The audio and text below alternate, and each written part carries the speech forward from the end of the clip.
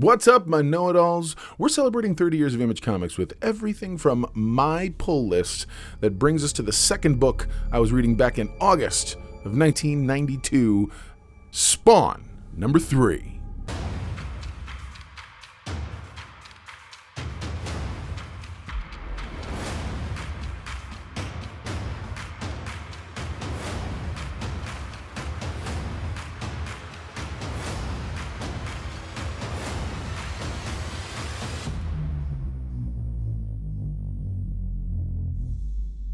It starts with a full-page close-up of Spawn himself as he suddenly recalls his ex-wife's name is Wanda Blake.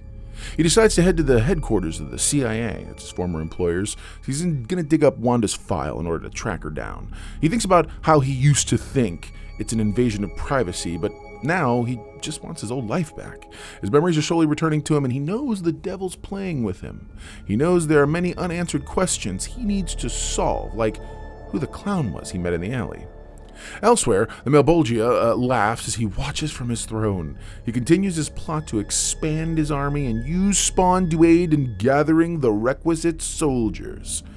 He's glad he sent several other followers to check in on him, as no one from hell truly trusts each other.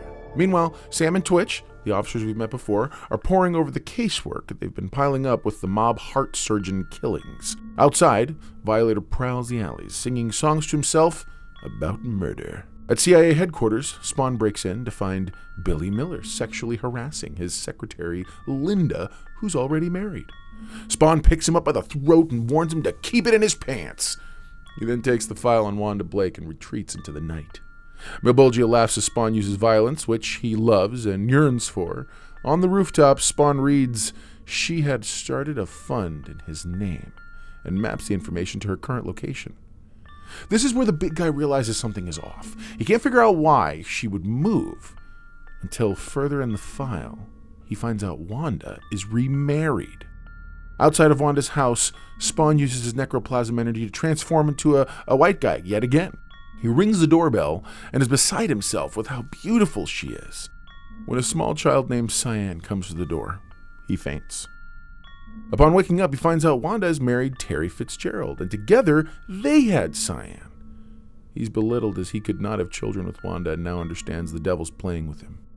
He's showing him that his wife has moved on, remarried, and had children. Spawn leaves wishing her happiness. In a nearby alley, Spawn's spell wears off and he loses his mind, raging against the devil, as the clown walks up and threatens him again. This time, he transforms into his true form of the Violator right in front of him. Slightly surprised, Violator takes advantage of Spawn's distraction and quickly plunges his hand into his chest, ripping out his heart. Spawn collapses on the ground, dead. Violator struts away, shocked that Malebolgia's favorite human is already dead. Violator hears, "Who said anything about being human?" from behind him, and turns. Don't ask me why that was Batman's voice, by the way. I don't know. Sorry.